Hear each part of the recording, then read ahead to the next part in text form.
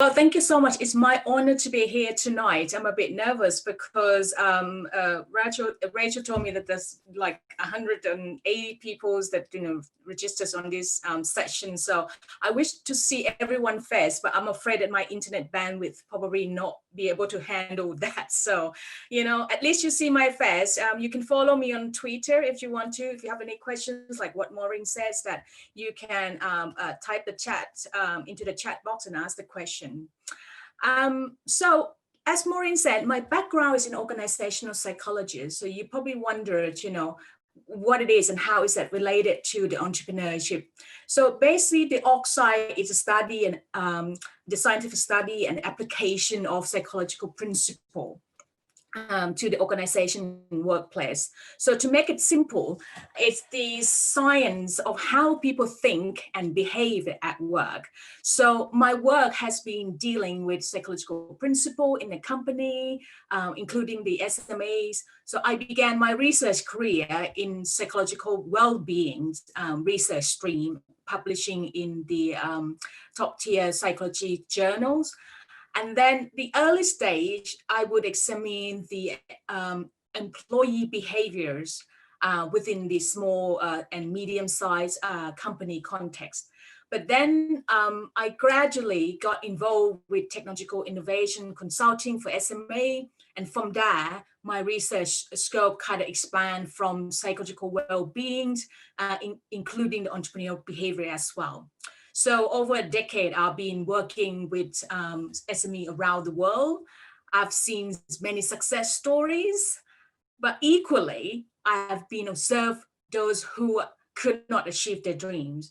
And part of my fascination has become investigating the other side of entrepreneurship, and that's what we are here today. All right. So there is a dark side to everything. In this picture, what do you see first? I know people start looking at, I see some of the face here, someone might say, well, I can see a beautiful baby. Someone might say, I can see a beautiful young lady. And some might say, I can see the handsome man there. That's probably me, I see the handsome man. And some might see that, whoa, I see like a doggy, like a husky or, some sort of a dog there. We don't know what it is. So there's always two sides of everything, good side, bad side, yin, yang. Most of the time, depending on what we focus on, we may see one side more than the other, right? So before continuing our talk, I think perhaps it's important to define the terminology who the entrepreneurs are. Often we see the entrepreneurs as a founder of Silicon Valley's startups, those celebrities, those kind of figures. But I think for us as academics, entrepreneurs can be creators of the Main Street small business. So the common definitions of the entrepreneurs is the people or a person or people who start up their business, take financial risk, managing it, own it in that kind of sense. So sometimes we call entrepreneurs or business owner manager interchangeably. I grew up seeing my parents work in our factory 7 days a week. They were a manufacturer of the grandfather clocks. I'm not sure if the younger generation be able to know this type of clock anymore, probably doesn't exist much anymore this day.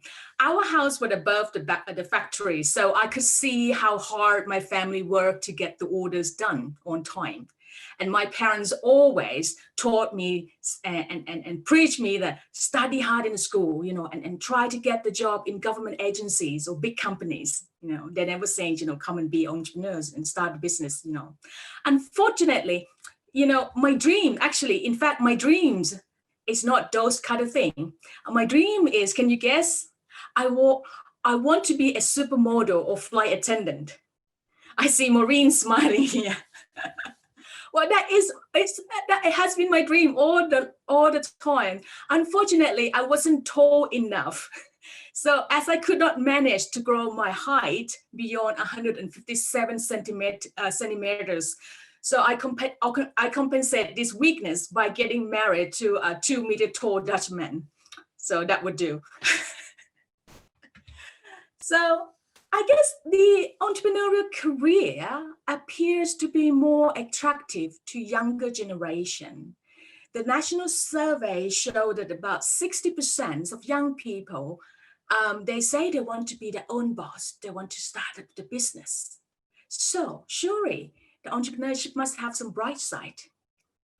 As the former Prime Minister David Cameron once said, in the land of opportunity, it's easier to start your own business.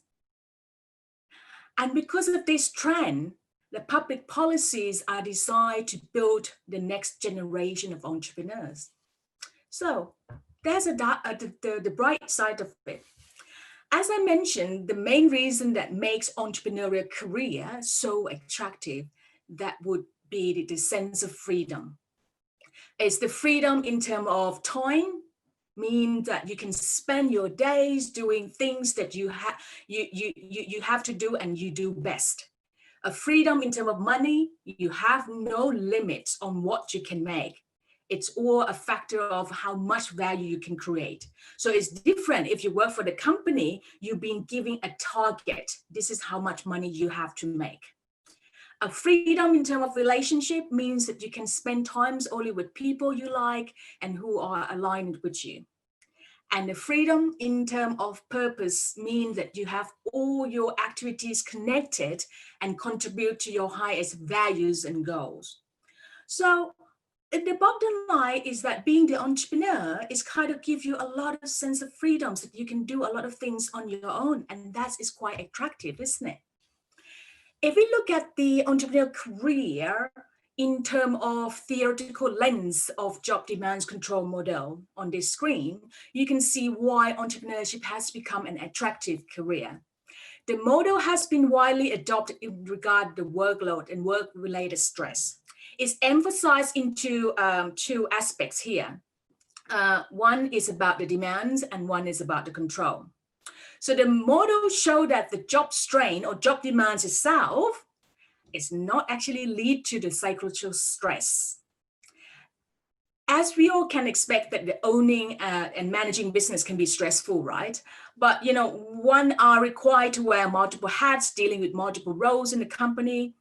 However, in my research actually showed that the fact that entrepreneurs report lower stress than organizational employees or manager. So based on this model, drawing from this model, the level of the stress depends on a combination of demands and control that job offer. So being a business owner, managers give them more sense of job autonomy or ability to control their work. So therefore, they can handle the workload more adequately and they are more motivated. So this is probably explaining why entrepreneurship is becoming the first career choice for our young people. They decide to be their own boss, they want to have a better control, and they want to have a better financial status. So with this popularity of this career, there's no doubt there's a lot of education providers, trying to create more business startup qualifications in the market. As you can see, almost, every university would have that. And now it's come to the next debatable questions that emerge, whether or not entrepreneurship can be taught. I guess many of you here sitting here, looking at my screen and you just kind of nod the head. That's once in my lifetime, I would thought about that as well, this question. So drawing from the previous studies, the research showed that there may be an entrepreneur gene, or at least that the successful entrepreneurs will have a certain characteristic or personality trait that make them to be a successful entrepreneurs. So this piece of research showed that genes do not just influence whether a person will start a business, but they may even determine how much money that person can make based on that gene. Me personally, I believe that not everyone can be a good entrepreneur, just like not everyone can be a good actor or a sports person. Just like a top sport people in the world, entrepreneurs who build successful business come from a certain breed. They have a entrepreneur DNA that allow them to hone into the business skill in the first place. That's what I believe. So as a researcher, to test my assumptions, my next publication was born. So in this study, I follow over 1,600 entrepreneurs in Australia, follow them for 3 years, and compare them between the entrepreneurs that have an E-trait versus those that don't have the E-traits. What that is mean for the E-trait is the personality that show that equip you become a successful entrepreneurs, which is the abbreviation here, as you can see, is called OCEAN. So the O is entrepreneurs are likely to face the constantly changing environments and the novelty of the new challenges. The C is more likely to drive them to have a higher level of achievement, motivations, and dependability. And the E is about energetic, active, talkative, enthusiastic. So those are the high traits that will emerge in the entrepreneurs. And then the low one will be low agreeableness and the low in terms of neuroticism. What that means is that because most entrepreneurs eventually become, the CEO or become the top of the companies of their own company, so they don't need to worry about pleasing other people as much compared to when you work for the organization. And also they are less neurotic because they're required to have exceptional self-confidence to take on the risk to start the business. So they have to have that kind of trait or the gene. So my research compared the two types between people who have the E trait and people who don't have the E trait. So what happened is the results show that educated entrepreneurs, people who've been educated in terms of the entrepreneurship, seem to perform well financially. However, the born to be, or those people that have the traits of the E trait, seems to be happier in terms of physical and mental. It's quite interesting. The reality is that not all entrepreneurs have this entrepreneurship prone personality profile. But they already be in business, they already be entrepreneurs for many reasons, right? So nonetheless, they have to act as an entrepreneur. So it's like this terminology, fake it until you make it. If anyone wants to know a bit more, this book is quite good by Gary Powell. So there could be so many reasons why the entrepreneurs that don't have the entrepreneur trait or entrepreneur gene, they have to act like an entrepreneur, because maybe for raising money, raising capitals, for the public relations, to attract the talents. So they have to look like, a good entrepreneurs, right? Fake it until you make it. If you translate into a Danish, is anyone, Danish here? It's translated as cheat until you no longer have to. So the translation of it doesn't sound right to me, but that's the concept. What's the problem with the fake it until you make it? You always hear that all the time in our career, in many professionals. The thing is that in the long term, if you keep doing that, you may experience what is called the imposter syndrome, which is a psychological pattern in which an individual doubts about their own skills, their own talents, their own accomplishments, and have this persistent internalized fear of being exposed as a fraud. We all feel like faking our way through things. And despite our success, or despite how we are labeled, we really feel that we don't belong with these true professionals. And if you have that syndrome for a long time, it leads to a serious mental health issue. So no one said building a company is easy. We all know that. This is the statement that we all hear all the time. But it's time to be honest about how brutal it is being entrepreneurs and what prices so many people have to pay for that to become an entrepreneur. And that's when we start talking about the dark side of entrepreneurship. The entrepreneurial life is not a bed of roses. I guess everyone agree with me. And I'm sure that you are kind of aware that the journey is not going to be easy. Perhaps you watched the Will Smith in The Pursuit of Happiness, that movie. Yeah. If you haven't, go and check the Netflix. It's quite a good movie. However, I believe that many people think that it will be tough for a few months or maybe a year. But once the business is up and run, things will be better, right? You probably think that.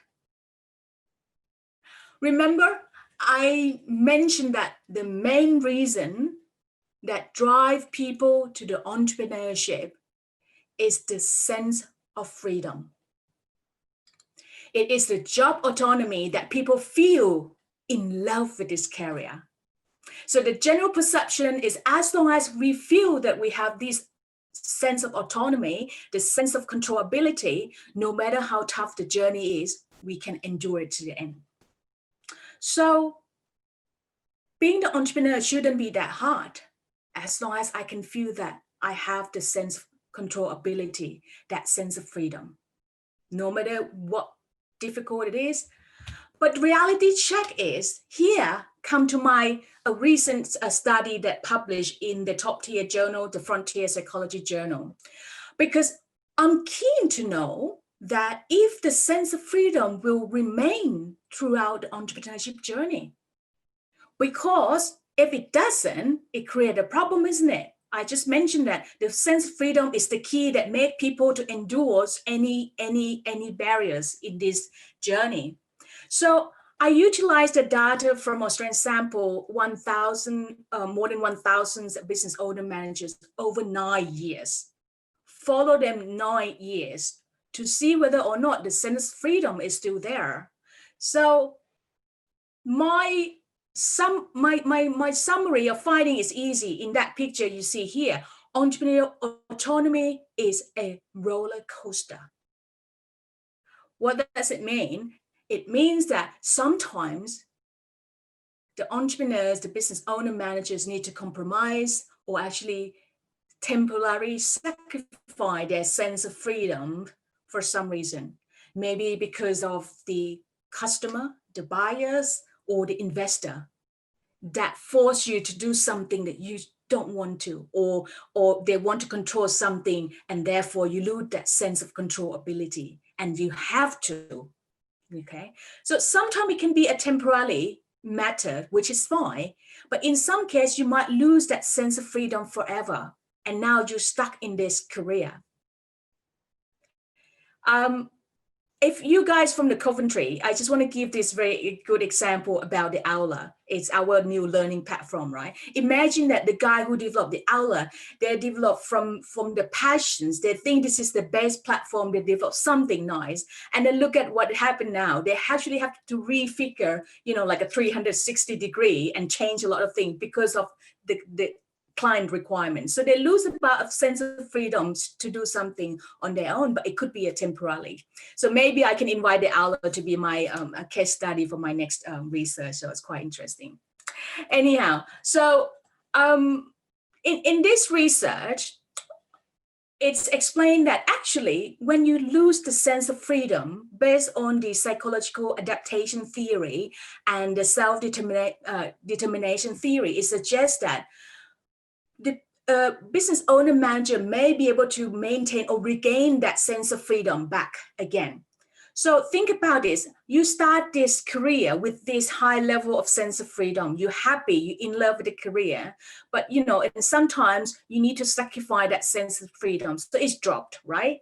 According to the theory and according to my research, followed 9 years, we see that this sense of freedom actually is going up. Yeah, it starts going up. So it shouldn't be a problem, isn't it? But the thing is that the pattern of it is like this. You start at high and then you're going down and then you go up a bit and then you're down again and then up a bit and then down again. but the level of the regaining is never going to be as high as the level that you start with. So at the long term, at the end of say 9 years, 10 years, your level of sense of freedoms, even though it's up and down, it's right here. And that is the problem, because you lose so much. Yeah, we choose this career path because we hope we have a better control in our destiny, ability to balance our work life, our time. But the reality check is that it may turn out that our expectation may not fully met at all. So it draw to my next piece of research. Instead of I give you the research finding outcomes, I just think that maybe we can do a little bit of, a quiz, and then you guess what would that be.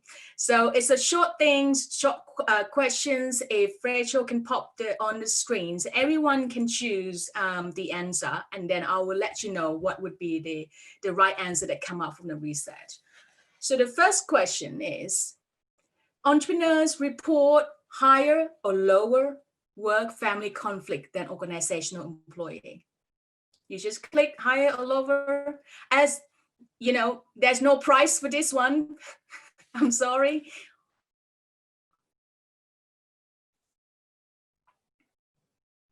Yeah. Okay. Does everyone click now? So votes are still coming in, Sukanlaya.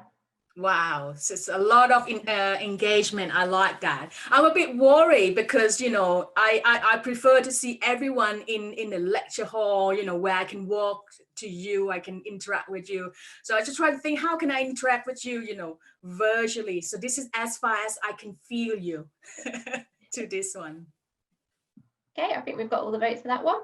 Perfect. Okay, let's see. Ta-da. So majority thinks that entrepreneurs report higher, but some people also thinks that report lower. So the research that I conduct, it's found that actually entrepreneurs report higher work-family conflict than organization employee. Let's check the second question. The second question is, it's going to pop on screen soon. Women or men reported greater family interference with work. So family interfere with works is the experience or commitments in the family interfere with work life. For example, a parents may need to take a time off to take care of a sick child, that kind of thing. Women or men report greater family interfere with work.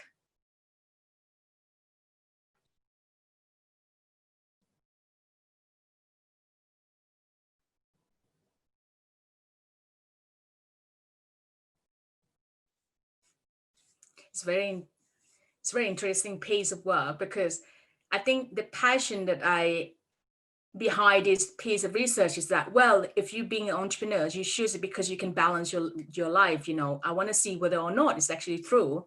So the result shows that some of you, majority think women, and some of you think of men. So the result from my research showed that the women report greater family interfere with work. Okay, next question. Last one. Keep you, awake. So the last question, women or men reported greater work interfere with family. So work interfere with family means that, the experience work commitment that interfere with the family life. Like, for example, unexpected meeting late in the day, so therefore you can't go and pick up your child, for example, or pick up your wife or your partners from work.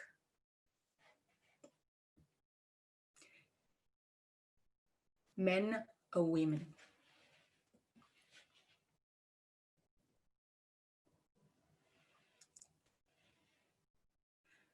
So I guess the whole research, it's the way I do research, it's just to fulfill my curiosity. I just want to see what's going on there. So this piece of research that published is actually is quite interesting, because it turned out to be that The entrepreneurs report higher work and family conflicts, and men and women also report high work family conflict, but they report slightly different. So in these questions, the last one is men actually report greater work interfere with family, while women, remember the previous question, women report greater family interfere with work. So men and women, they feel the different type of work family conflicts. But nonetheless, overall, the entrepreneurs report higher work family conflict than organizational employees. Yeah, thank you very much, Rachel. So that is my next piece of the research that actually you helped me to present my results. So thank you very much. All right, so we talk about work family when entrepreneurs cannot manage the balance between work and family. It's very interesting that the entrepreneur divorce rate is 5 or 10% points higher than other occupation, right? Why would that be the case? Please, anyone who are entrepreneur here, don't go back home tonight and saying, look, I want to get divorced, please don't do that. Some of the reason is that sometimes, and more likely not change for the better, it's from the research it showed that people become more bossiness, become more self-importance, and become less patient. So building a successful company can make a person feel so powerful and confident, and that's what changed the people, right? So if you look at the pictures on this screen, I am on this Jody Sherman. He's a successful entrepreneur. I told the story about him later. So he had this tattoo after he built successful company, show other people how good he is. He wants to remind himself and also other people. So he made a tattoo on that one. So this is some of the examples that, when you become sometimes you become more focused on yourself and you think that to the relationship within the family. But again, don't get me wrong that, if you're an entrepreneur, then you are more likely you will get the divorce. It could be that this relationship was not built on the strong foundation to start with, right? Maybe two people, they have something ongoing already. Become entrepreneurs, it's actually put more strain into the relationship, and therefore it's escalate into a collapse of the marriage. And that could be the case. But nonetheless, you got to agree with me that the entrepreneurship is kind of a catalyst to make this divorce happen sooner rather than later. So that is another story.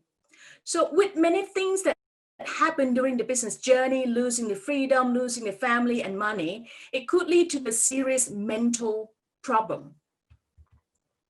So when we talk about the mental health or mental well-being, it's about our emotion, our thought, our feelings, our ability to solve. Mental health is more than not having a symptom of the mental illness, but is being able to deal robustly with the life changes, plus being able to take pleasure and satisfaction in life, being able to enjoy life, being able to feel the happiness. So that is the mental well-being we talk about. So mental illness affects the way people think, feel, behave, or interact with other people. So the mental illness includes, all the standard criteria that we diagnose people, or like, for example, depressions, anxiety, substance use disorder, which to talk about their mental health, but rather talking about the business success. Until it's nearly too late, they would seek for help or support. So on this screen here, what you see is some of the part of personal notes from this guy called Ben Hur. He is South Korean American Entrepreneurs. I know his name is a little bit like the other book that you read, isn't it, Ben-Hur? It's devoted when he felt so down, right? And I want to point out the statement here, just in the middle of the message here, it says, there were plenty of examples of winners. People are getting funding, going public, creating change. Was I not meant to be an entrepreneur? Will I never get to pursue my dream again? I spend a week in my room with the light off and cut off from the world and thinking the best way to exit this failure. Death was a good option. Remember, I talked about the imposter syndrome, when people start to doubt about their ability, their own achievement, and that more and more that pressure that comes and they feel that they are the flawed, and that it can lead into the depressions. And that is what happened to not only him, but so many people out there who actually try to keep up with their business. Depression is a family of disorder characterized by sadness, lack of pressure, and the psychomotor cognitive changes that interfere with people's ability to function and in a normal circumstances.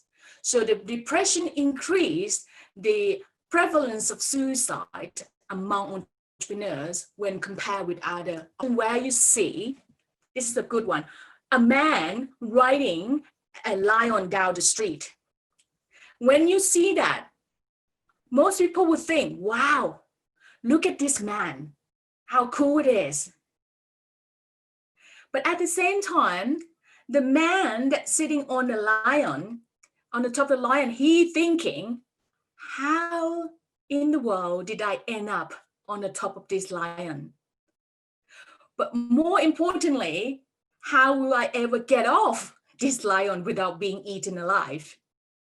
So I think that is a good analogy, acting as an entrepreneur, but inside, you still have a lot of fear in there. And this can create the mental disability. So not everyone can walk through this darkness and can make it out, successfully. So you look at all the results in here, that 9 out of 10 entrepreneurs that actually show the sign of mental illness. A lot of them feel depressions, a lot of them have anxiety and so forth. It's quite interesting statistics figures there. Experience during your entrepreneurial journey can be stressful. And like I say, there is no bed of roses.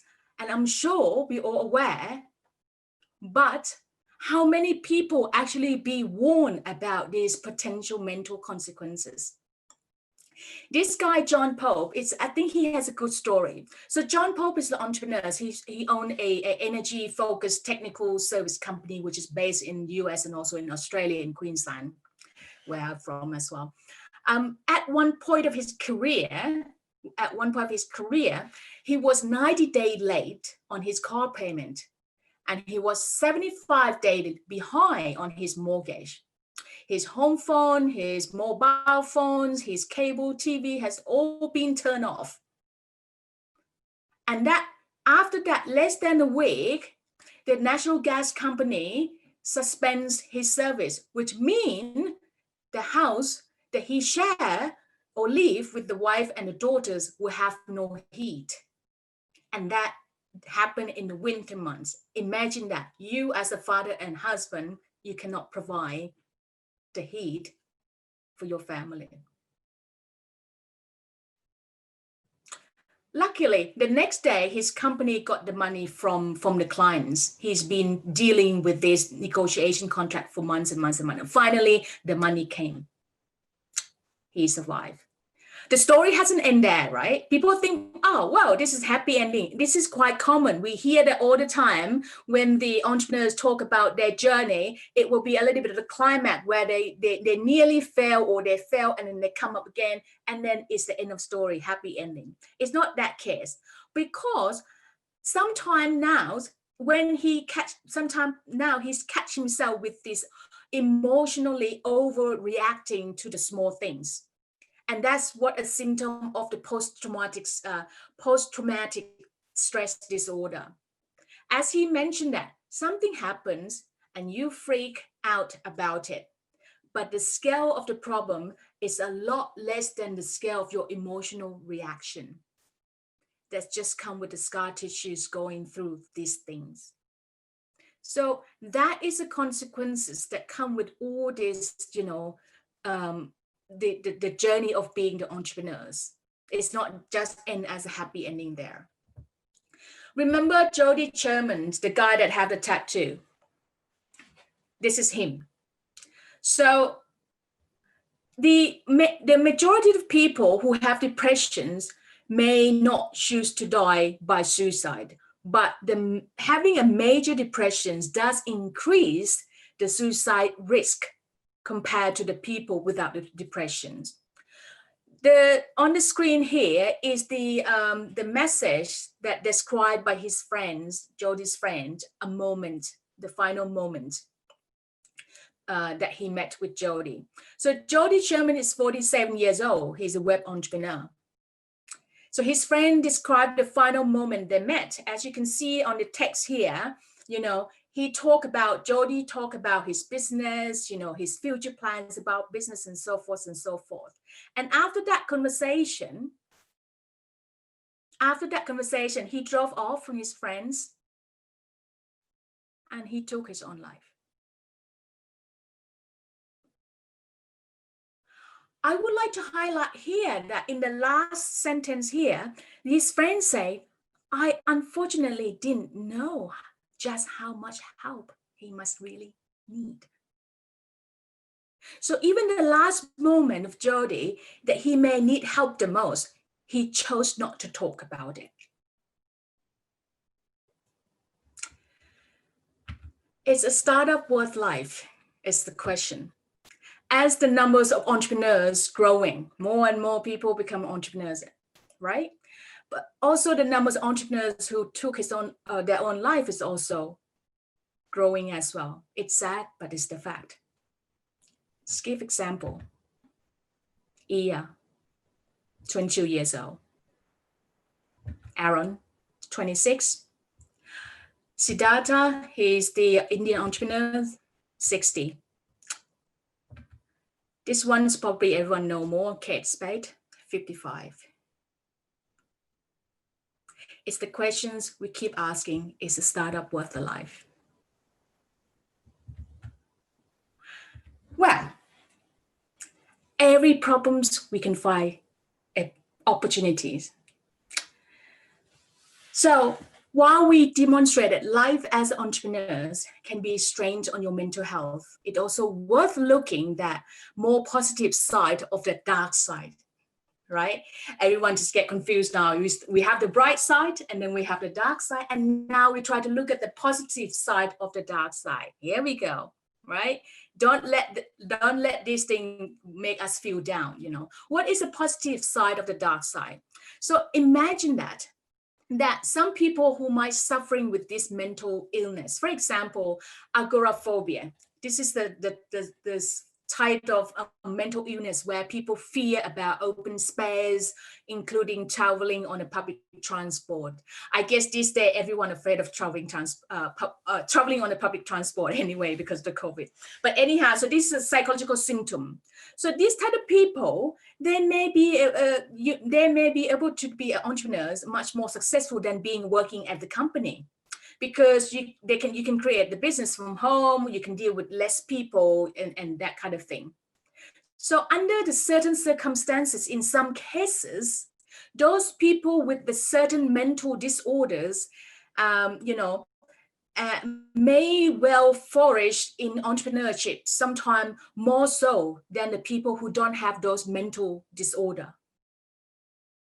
I can see some people have the eyes wide open, like, wow, really? Yes. So the research showed that the result of that, and it's not only one research, many research try to track on these issues about mental illness, and they conclude that the children with the ADHD, which is attention deficit hyperactivity disorder. Students with ADHD are more likely to be the business owner managers when they grow up. The student with ADHD tend to have the higher entrepreneurial intentions. And the small business owner with the ADHD tend to have a higher entrepreneurial orientations. And even people with the learning disability, dyslexia, they grew their business faster than the people without the dyslexia. It's amazing, isn't it? It's amazing. So just to name a few, people that can live with a mental disorder and also can run the business successfully. You know, all these guys, the top one is Ingwa. He is the founders and director of the IKEA. The next guy, everyone knows, Richard Branson. And the last one is Satoshi. He's the one who created Pokemon. I'm not sure if any one of you done any, watch any Pokemon or play any Pokemon Go games or whatever it is. He's the one behind all these things. All of them, they have the mental disability or mental illness. The IKEA guys, he got a dyslexia and ADHD. Richard has ADHD and the Satoshi has autism. But they can manage the business successfully. How amazing would that be? So entrepreneurship make a huge significant contribution to our economy, but why we are focusing on the macro well-being of local and global economies, we fail to actually measure the damaging impact of the mental disorder, which have a greater impact on our entrepreneurs.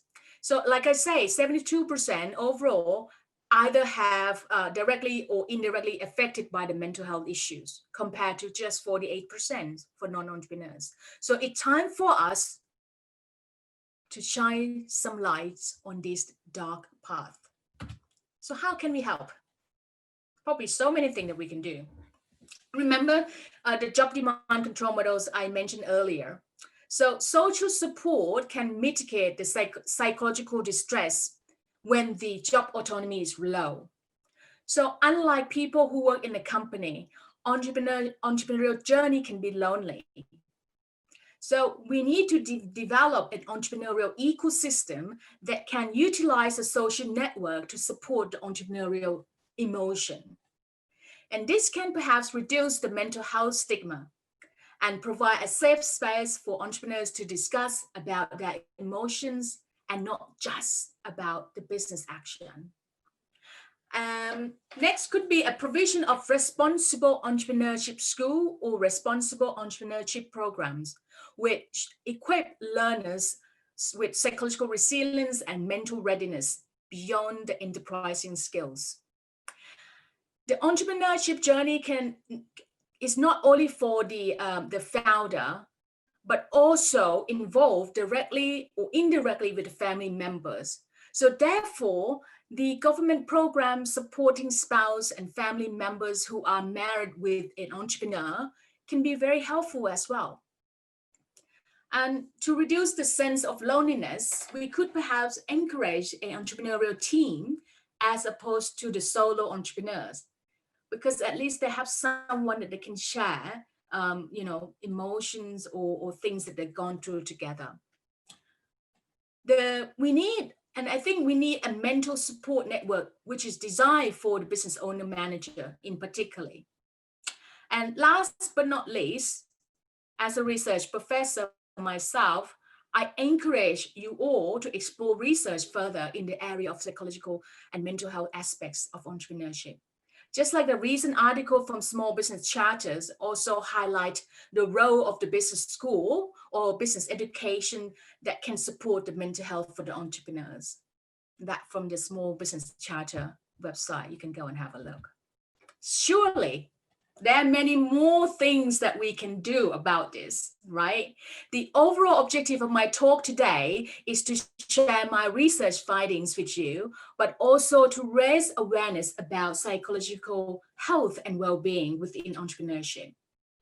We can't build a Rome in one day, But if we start from ourselves by being kind with our own health, then we can help others in a similar way. And that would be my opinion. So that's it for my talk today. I pass it on to Maureen and see if any questions. You can ask the questions in the box. You can follow my Twitters to ask more questions if you want to afterwards. I send the stage back to Maureen. Thank you.